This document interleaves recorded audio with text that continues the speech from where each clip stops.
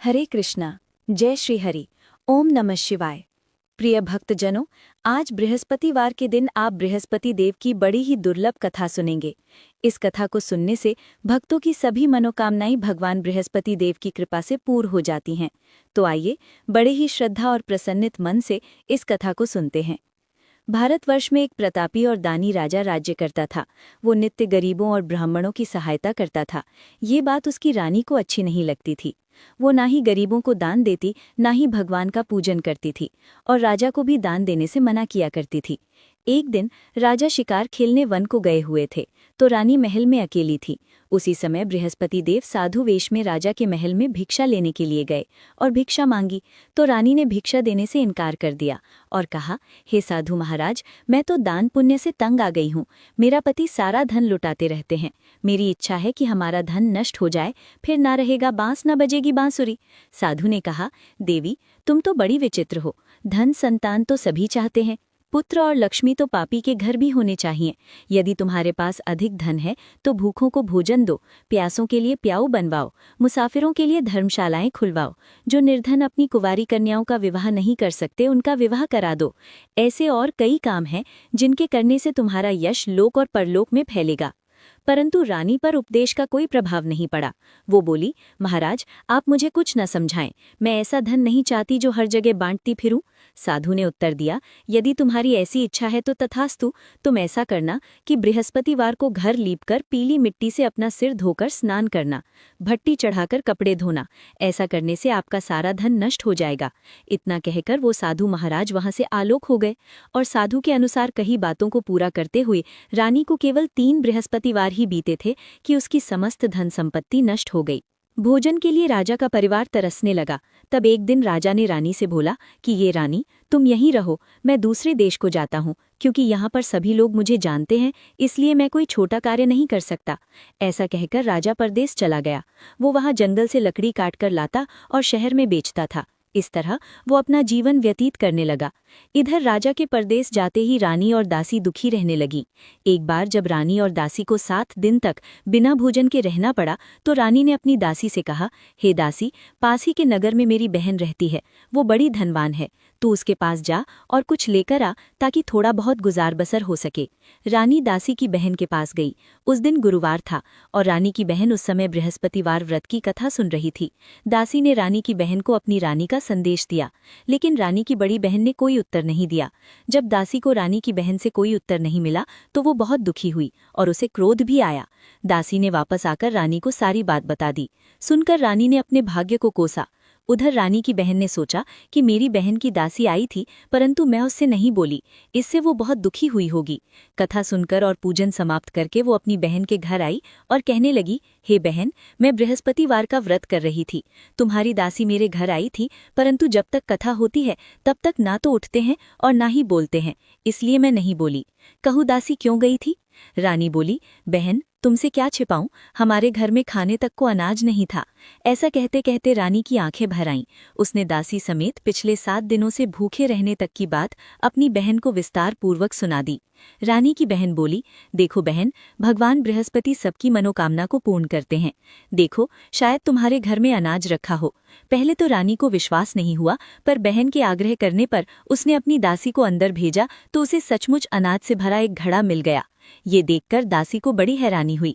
दासी रानी से कहने लगी, हे रानी, जब हमको भोजन नहीं मिलता तो हम व्रत ही तो करते हैं, इसलिए क्यों ना इनसे व्रत और कथा की विधि पूछ ली जाए, ताकि हम भी व्रत कर सके। तब रानी ने अपनी बहन से बृहस्पतिवार व्रत के बारे में पूछा।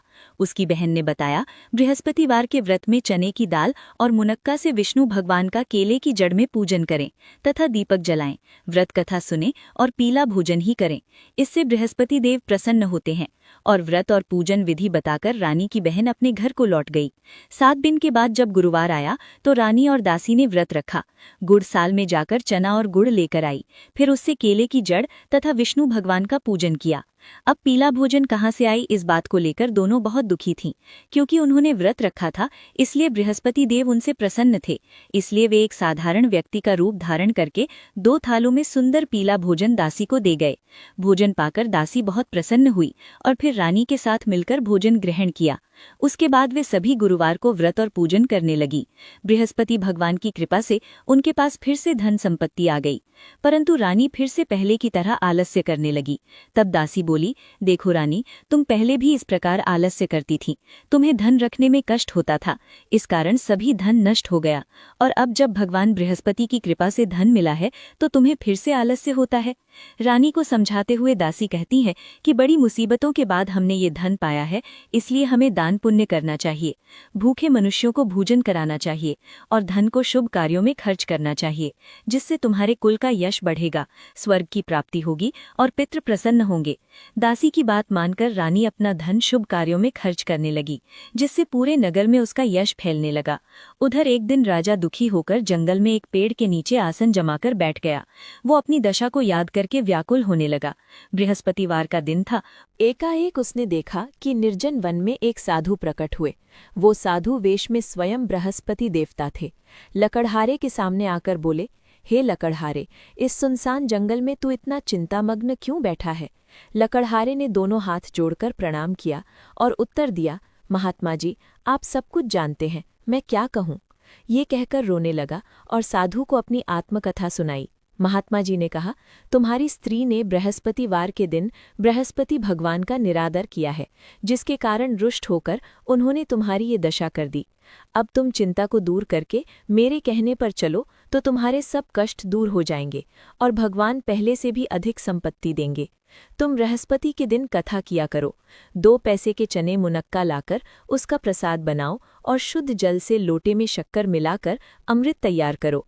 कथा के पश्चात अपने सारे परिवार और सुनने वाले प्रेमियों में अमृत व प्रसाद को बांटकर खुद भी ग्रहण करो। ऐसा करने से भगवान तुम्हारी सब मनोकामनाएं पूरी करेंगे। साधु के ऐसे वचन सुनकर लकड़हारा बोला, हे प्रभु, मुझे लकड़ी बेचकर इतना पैसा नहीं मिलता जिससे भोजन के उपरांत कुछ बचा सकूं। मैंने रात्रि में अपनी स्त्री को व्याकुल देखा है। मेरे पास कुछ भी नहीं जिससे मैं उसकी खबर मंगा सकूं। और फिर मैं बृहस्पति देव की क्या कहानी सुनूं? मुझको तो कुछ भी मालूम नहीं है। साधु ने कहा, हे लकड़हारी, तुम किसी बात की चिंता मत करो। बृहस्पतिवार के दिन तुम रोजाना की तरह लकड़ियां लेकर शहर को जाओ। तुमको रोज से दुगना धन प्राप्त होगा, जिससे तुम भली भांति भोजन कर लोगे और बृहस्पति देव की पूजा का सामान भी आ जाएगा। बृहस्पति देव की कथा इस प्रकार है, सुनो। प्राचीन काल में एक ब्राह्मण रहता था। वो बहुत निर्धन था। उसकी कोई संतान नहीं थी। उसकी स्त्री बहुत मलिनता के साथ रहती थी। वो स्नान नहीं करती, किसी देवता का पूजन नहीं करती। इससे ब्राह्मण देवता बड़े दुखी थे। बेचारे बहुत कुछ कहते थे, किंतु उसका कुछ परिणाम नहीं निकला। भगवान की कृपा से ब्राह्मण की स्त्री के कन्या रूपी रत्न पैदा हुआ। कन्या बड़ी होने पर प्रातः स्नान करके विष्णु भगवान का जाप और बृहस्पतिवार का व्रत करने लगी। अपने पूजन पाठ को समाप्त करके विद्यालय जाती तो अपनी मुट्ठी में जौ भर के ले जाती और पाठशाला के मार्ग में डालती जाती। तब ये जौ स्वर्ण के हो जाते तो लौटते समय उनको बिनकर घर ले आती। एक दिन वो बालिका सूप में उस सोने के जौ को फटक कर साफ कर रही थी कि उसके पिता ने देख लिया और कहा, हे बेटी, सोने के जौ के लिए सोने का सूप होना चाहिए। दूसरे दिन बृहस्पतिवार था। इस कन्या ने व्रत रखा और बृहस्पति देव से प्रार्थना करके कहा, मैंने आपकी पूजा सच्चे मन से की है, तो मेरे लिए सोने का सूप दे दो। बृहस्पति देव ने उसकी प्रार्थना स्वीकार कर ली। रोजाना की तरह वो कन्या जौ फैलाती हुई जाने लगी। जब लौटकर जौ बिन रही थी तो बृहस्पति देव की कृपा से सोने का सूप मिला। उसे वो घर ले आई और उसमें जौ साफ करने लगी, परंतु उसकी माँ का वही ढंग रहा। एक दिन की बात है कि वो कन्या सोने के सूप में जौ साफ कर रही थी। उस समय उस शहर का राजपुत्र वहां से होकर निकला। इस कन्या के रूप और कार्य को देखकर मोहित हो गया और अपने घर आकर भोजन और जल त्याग कर उदास होकर लेट गया। राजा को इस बात का पता लगा तो अपने प्रधानमंत्री के साथ उसके पास गए और बोले, हे बेटा, तुम्हें किस बात का कष्ट है? किसी ने तुम्हारा अपमान किया है अथवा और कोई कारण हो सो कहो, मैं वही कार्य करूंगा जिससे तुम्हें प्रसन्नता हो। अपने पिता की राजकुमार ने बातें सुनी तो वो बोला, मुझे आपकी कृपा से किसी बात का दुख नहीं है। किसी ने मेरा अपमान नहीं किया है, परंतु मैं उस लड़की से विवाह करना चाहता हूँ जो सोने के सूप में जौ साफ कर रही थी। ये सुनकर राजा आश्चर्य में पड़ गया और बोला, हे बेटा, इस तरह की कन्या का पता तुम ही लगाओ, मैं उसके साथ तेरा विवाह अवश्य ही करवा दूंगा। राजकुमार ने उस लड़की के घर का पता बताया। तब मंत्री उस लड़की के घर गए और ब्राह्मण देवता को सभी हाल बताया। ब्राह्मण देवता राजकुमार के साथ अपनी कन्या का विवाह करने के लिए तैयार हो गए तथा विधि विधान के अनुसार ब्राह्मण की कन्या का विवाह राजकुमार के साथ हो गया। कन्या के घर से जाते ही पहले की भांति उस ब्राह्मण देवता के घर में गरीबी का निवास हो गया। अब भोजन के लिए भी अन्न बड़ी मुश्किल से मिलता था। एक दिन दुखी होकर ब्राह्मण देवता अपनी पुत्री के पास गए। बेटी ने पिता की दुखी अवस्था को देखा और अपनी माँ का हाल पूछा। तब ब्राह्मण ने भी सभी हाल कहा। कन्या ने बहुत सा धन देकर अपने पिता को विदा कर दिया। इस तरह ब्राह्मण का कुछ समय सुखपूर्वक व्यतीत हुआ। कुछ दिन के बाद फिर वही हाल हो गया। ब्राह्मण फिर अपनी कन्या के यहाँ गया और सारा हाल कहा तो लड़की बोली, हे पिताजी, आप माताजी को यहाँ ले आओ, मैं उन्हें विधि बता दूंगी जिससे उनकी गरीबी दूर हो जाए। वो ब्राह्मण देवता अपनी स्त्री को साथ लेकर पहुंचे तो अपनी माँ को समझाने लगी कि हे माँ, तुम प्रातःकाल प्रथम स्नान आदि करके विष्णु भगवान का पूजन करो तो सब दरिद्रता दूर हो जाएगी। परंतु उसकी माँ ने एक भी बात नहीं मानी और प्रातःकाल उठकर अपनी पुत्री के बच्चों की जूठन को खा लिया। इससे उसकी पुत्री को भी बहुत गुस्सा आया। उसने एक रात को एक कोठरी से सारा सामान निकाल दिया और अपनी माँ को उसमें बंद कर दिया। प्रातः उसमें से उसे निकाला तो स्नान आदि करा के पूजा पाठ करवाया तो उसकी माँ की बुद्धि ठीक हो गई। इसके बाद वो नियम से पूजा पाठ करती और प्रत्येक बृहस्पतिवार को व्रत रखने लगी। इस व्रत के प्रभाव से उसकी माता और पिता बहुत ही धनवान और पुत्रवान हो गए और बृहस्पति देवता के प्रभाव से इस लोक के सुख को भोग कर अंत में स्वर्ग को प्राप्त हुए। इस तरह कहानी कहकर साधु देवता वहां से अंतर्ध्यान हो गए। धीरे धीरे समय व्यतीत होने पर फिर वही बृहस्पतिवार का दिन आया। लकड़हारा जंगल से लकड़ी काटकर किसी शहर में बेचने गया। उसे उस दिन और दिन से अधिक पैसा मिला। राजा ने चना गुड़ आदि लाकर गुरुवार का व्रत किया। उस दिन से उसके सभी क्लेश दूर हो गए। परंतु जब दोबारा गुरुवार का दिन आया तो बृहस्पतिवार का व्रत करना भूल गया। इस कारण बृहस्पति भगवान नाराज हो गए। उस दिन उस नगर के राजा ने विशाल यज्ञ का आयोजन किया था तथा शहर में ये घोषणा करा दी कि कोई भी मनुष्य अपने घर में भोजन न बनवाए न आग जलाए। समस्त जनता मेरे यहाँ भोजन करने आए। इस आज्ञा को जो न मानेगा उसे फांसी की सजा दी जाएगी। इस तरह की घोषणा संपूर्ण नगर में करवा दी गई। राजा की आज्ञा के अनुसार शहर के सभी लोग भोजन करने गए, लेकिन लकड़हारा कुछ देर से पहुंचा। इसलिए राजा उसको अपने साथ घर लेकर गए और ले जाकर भोजन करा रहे थे तो रानी की दृष्टि उस खूंटी पर पड़ी जिस पर उसका हार लटका हुआ था। वो वहां पर दिखाई नहीं दिया। रानी ने निश्चय किया कि मेरा हार इस मनुष्य ने चुरा लिया है। उसी समय सिपाहियों को बुलाकर उसको कारागार में डलवा दिया।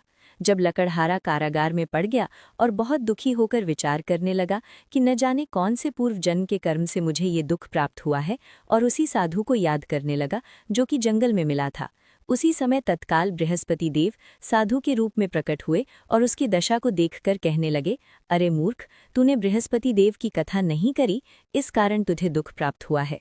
अब चिंता मत कर, बृहस्पतिवार के दिन कारागार के दरवाजे पर 4 पैसे पड़े मिलेंगे, उनसे तू बृहस्पति देव की पूजा करना, तेरे सभी कष्ट दूर हो जाएंगे। बृहस्पतिवार के दिन उसे 4 पैसे मिले। लकड़हारे ने कथा कही। उसी रात्रि को बृहस्पति देव ने उस नगर के राजा को स्वप्न में कहा, हे राजा, तुमने जिस आदमी को कारागार में बंद कर दिया है वो निर्दोष है, वो राजा है, उसे छोड़ देना। रानी का हार उसी खूंटी पर लटका है। अगर तू ऐसा नहीं करेगा तो मैं तेरे राज्य को नष्ट कर दूंगा।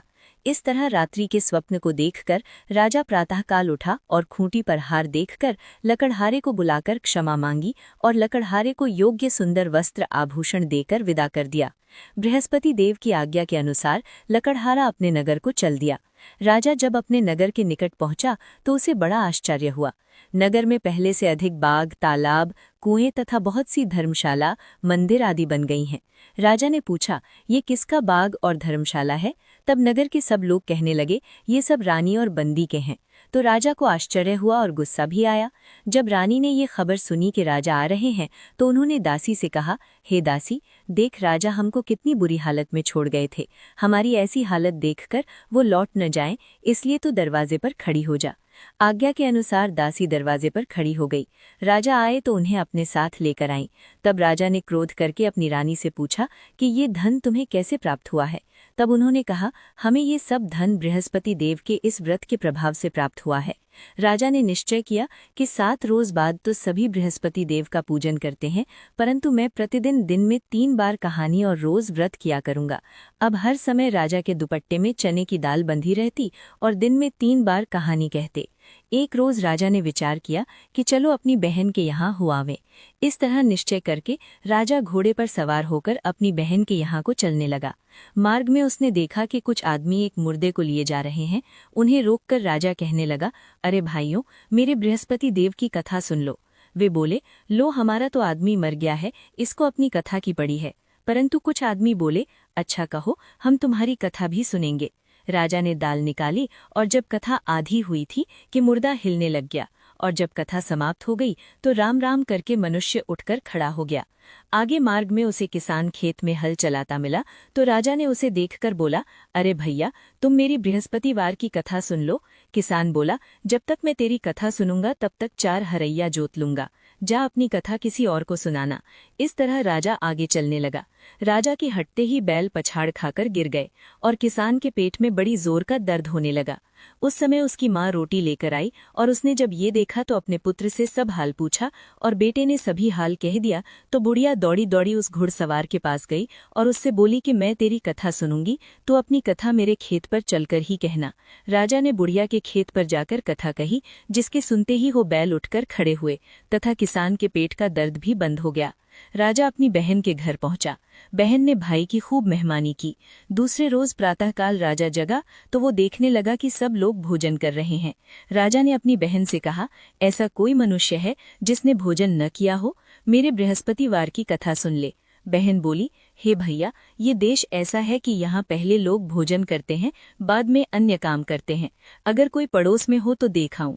वो ऐसा कहकर देखने चली गई, परंतु उसे कोई ऐसा व्यक्ति नहीं मिला जिसने भोजन न किया हो।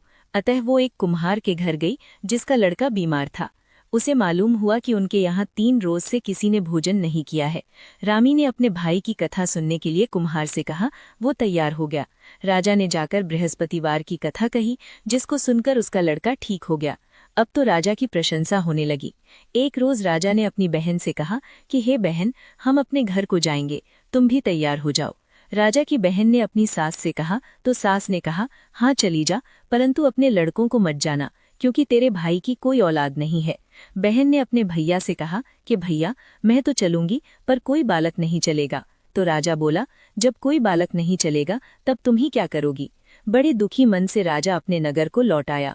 राजा ने अपनी रानी से कहा, हम निर्वंशी हैं, हमारा मुंह देखने का धर्म नहीं है और कुछ भोजन आदि नहीं किया है।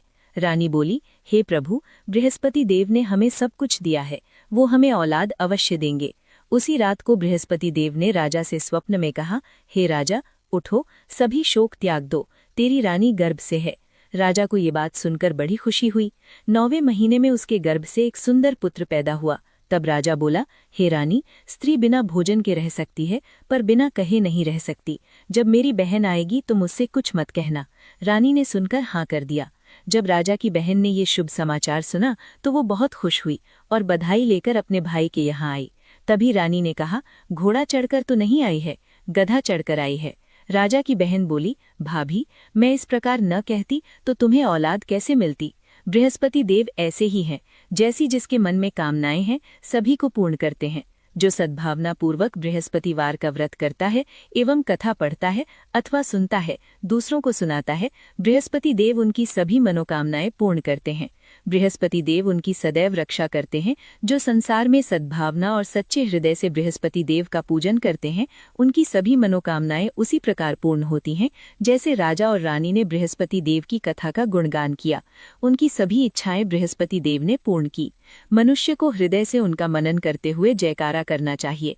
तो प्रेम से बोलिए, बृहस्पति देव की जय, विष्णु भगवान की जय, समस्त देवी देवताओं की जय। आपको आज की कथा पसंद आए तो वीडियो को लाइक कीजिएगा, शेयर कीजिएगा, कमेंट में भगवान बृहस्पति देव जी की जय लिखिएगा और चैनल को भी सब्सक्राइब कीजिएगा। प्रेम से बोलिए, भगवान श्री बृहस्पति देव की जय।